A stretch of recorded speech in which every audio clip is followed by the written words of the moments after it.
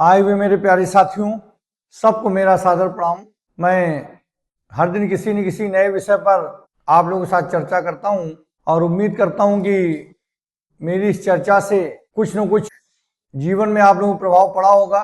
उस सत्य को समझने में जो समझना बहुत आवश्यक है, उस दिशा में जरूर ध्यान गया होगा और आप लोगों के मन में एक जिज्ञासा जरूर जगी होगी कि पढ़ाई से अलग भी एक पढ़ाई है और जो हमको हमारे वास्तविक स्वरूप से जोड़ती है। इसी उम्मीद के साथ हम ज्ञान चर्चा में सम्मिलित होते हैं और सब लोगों से आग्रह करते हैं कि ध्यान लगाकर पूरी लगन के साथ हमारी चर्चा को सुने और समझने का प्रयास करें। स्वयं बदलें, स्वयं की सोच बदलें और दूसरे की सोच में भी परिवर्तन लाने का प्रयास करें। जो लोग हमसे जुड़े हैं अपने आध्यात्मिक दिशा में आगे बढ़ें, ऐसा मेरा विचार है। इसी विचार के साथ हम ये निष्काम कर्म की भावना से प्रयास कर रहे हैं और आगे करते भी रहेंगे। इसी क्रम में आज हमारा एक विषय है, ध्यान में मन क्यों भटकता है। ये जितने भी साधक लोग हैं और जो ध्यान लगाते हैं, ध्यान लगाना चाहते हैं, ध्यान में जाते हैं, वो सभी 99% साधकों की ये समस्या है कि ध्यान लगाने में मन भटक जाता है और इसलिए ध्यान नहीं लग पाता। तो ऐसा क्यों होता है, यह हर व्यक्ति का प्रश्न तो नहीं है, लेकिन जो लोग ध्यान लगाते हैं उनका प्रश्न जरूर है। और जो ध्यान लगाना चाहते हैं, ध्यान लगाने के इच्छुक हैं, ध्यान में जाना चाहते हैं, उन सभी साधकों का एक प्रश्न ये जरूर है और इसलिए प्रश्न महत्वपूर्ण हो जाता है। क्योंकि जिस भी समस्या से जितने लोग प्रभावित होते हैं, प्रश्न उतना ही महत्वपूर्ण हो जाता है।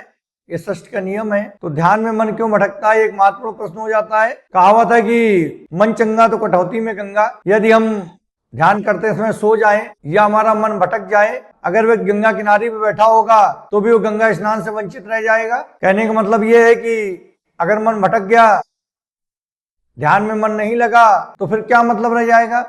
मन लगना जरूरी है, लेकिन ये एक बड़ी समस्या है कि जैसे ही व्यक्ति ध्यान लगाने का प्रयास करता है, उसके मन में पुराने विचार आने लगते हैं, बुरे बुरे विचार आने लगते हैं। वो विचार आते हैं जो कभी उसके बिना ध्यान में जाए कभी आए ही नहीं होंगे। पलकें झपकने लगती हैं, यानी नींद आने लगती है और व्यक्ति परेशान हो जाता है और वो अपने आप को कोसने लगता है कि हम ध्यान नहीं लगा पा रहे।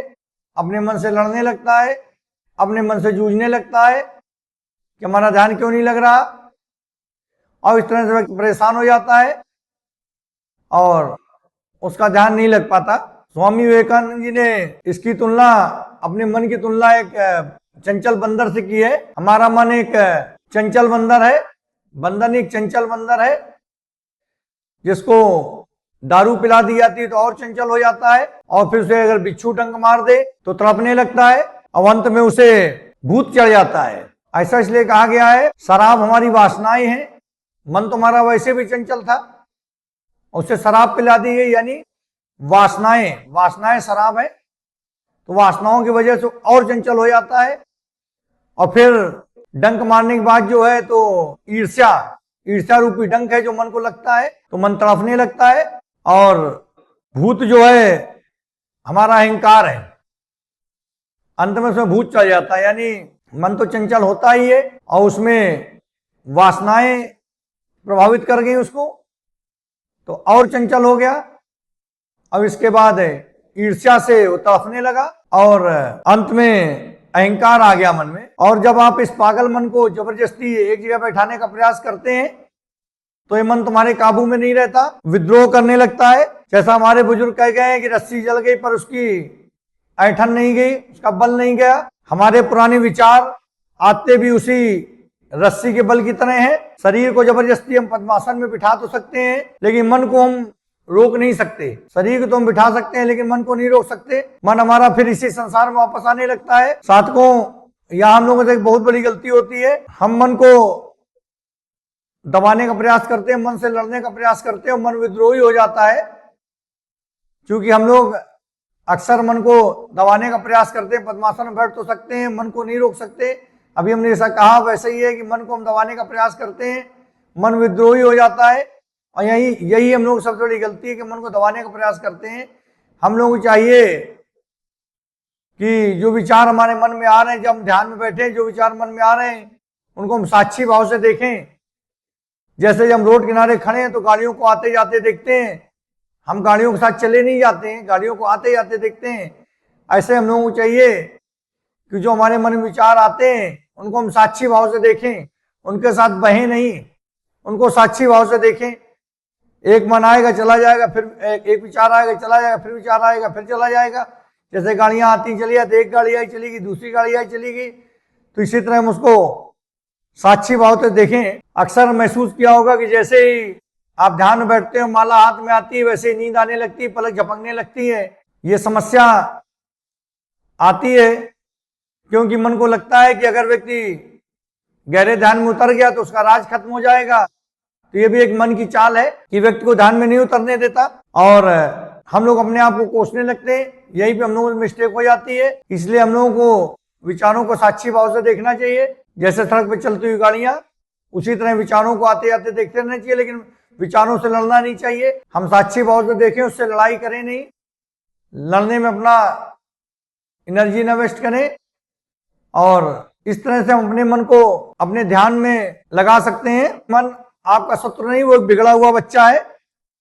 उसे डंडे से नहीं, अनुशासन और प्रेम से सुधारना होगा। मन, पहली बात तो समझना होगा कि मन आपका शत्रु नहीं है, वो एक बिगड़ा हुआ बच्चा है।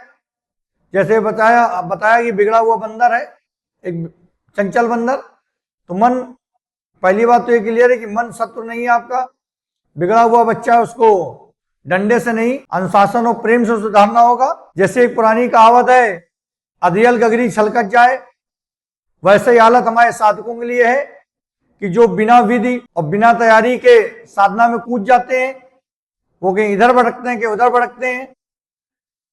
भाई, अब किसी चीज के हम विधि विधान से और तैयारी से किसी चीज को नहीं करेंगे। जैसे हमारे साधक लोग अचानक गहरी साधना में जाना चाहते हैं, उसके विधि और जो तैयारी है वो नहीं करते हैं, तो निश्चित रूप से वो कहीं इधर भटकेंगे कहीं उधर भटकेंगे। तो इसीलिए आज हम इस वीडियो के माध्यम से हम अपने साधकों को बताने का प्रयास करेंगे कि ध्यान में कैसे उतरा जाए और ध्यान कैसे लगे, कैसे अपने शरीर और प्राणों का उपयोग करके इस बंदर रूपी मन को जंजीर में बांधा जाए।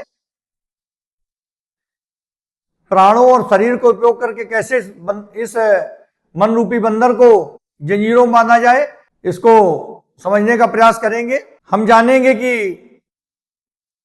ऋषियों ने कैसे इसे, इन विचारों को, इस कला को कैसे मुद्राओं में छिपा कर रखा था कि ध्यान में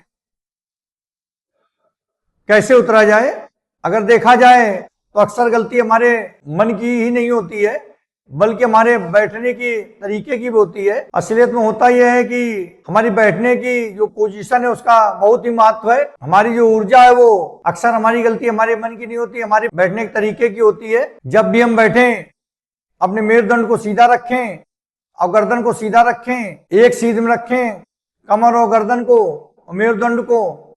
इसको देखने के लिए तरीका है कि हम दीवार में सट कर देखें कि हमारी पोजीशन एकदम सीधी है कि नहीं, क्योंकि जो हमारी ऊर्जा का प्रवाह होता है, पहली बात तो जो मेरुदंड एक चुंबक की तरह है, हमारी ऊर्जा का जो प्रवाह होता है वो मूलाधार से ऊपर की तरफ होता है, और जब हम झुके होते हैं तो हमारी ऊर्जा ऊपर जाने की जगह बीच में ही फंस जाती है, क्योंकि गुरुत्वाकर्षण सदैव नीचे को खींचता है। तो जब तक हम अपनी गर्दन को, मेरुदंड को एक सीध में नहीं रखेंगे, तब तक हमारी ऊर्जा का प्रवाह मूलाधार से ऊपर तरफ नहीं हो पाएगा, ऊर्जा बीच में फंस जाएगी। और इससे क्या होगा, हमारे ऊर्जा की कमी होगी और हमें नींद आने लगेगी। जो ऊर्जा मूलाधार से ऊपर तरफ जानी चाहिए, जब बीच में फंस जाएगी तो इससे हमें आलस आने लगेगा, हमें नींद आने लगेगी। और ज्यादातर साधकों के साथ यही होता है। इसलिए सबसे जरूरी चीज है कि हम जब भी ध्यान में बैठें तो अपनी मेरुदंड को और गर्दन को एक सीध में करके तब बैठें, ताकि हमारी ऊर्जा मूलाधार से ऊपर की तरफ बह सके, ऊर्जा का प्रवाह ऊपर की तरफ जा सके। और इस तरह से हम आलस से, नींद से बच सकते हैं और गहरे ध्यान में उतरने की दिशा में आगे बढ़ सकते हैं। तो मित्रों, आज हमने अभी ध्यान में जो परेशानी होती है क्यों होती है उस पर विचार किया और उसके समाधान की दिशा में पहला कदम उठाया। वो है हमारी पोजीशन का, बैठने के तरीके का। हम दोष सदैव मन को देते हैं, मन को ही देते हैं ऐसा नहीं है, हमारे बैठने के तरीके के भी बहुत फर्क होता है। जैसा कि अभी हमने बताया, ऊर्जा का प्रवाह, और जब समुचित ऊर्जा का प्रवाह नहीं होगा तो आलस आएगा, नींद आएगी, पलकें झपक जाएंगी। जैसे कि ध्यान में बैठते हुए माला को हाथ में पकड़ते हुए होने लगता है। तो बैठने का तरीका सुधार कर हम गहरे ध्यान में जाने की दिशा में आगे बढ़ सकते हैं। तो आज ज्ञान की पाठशाला में यहीं तक बात हो रही है, अगले दिन इस पे और आगे चर्चा होगी। तब तक के लिए नमस्कार। ओम नमः शिवाय। जय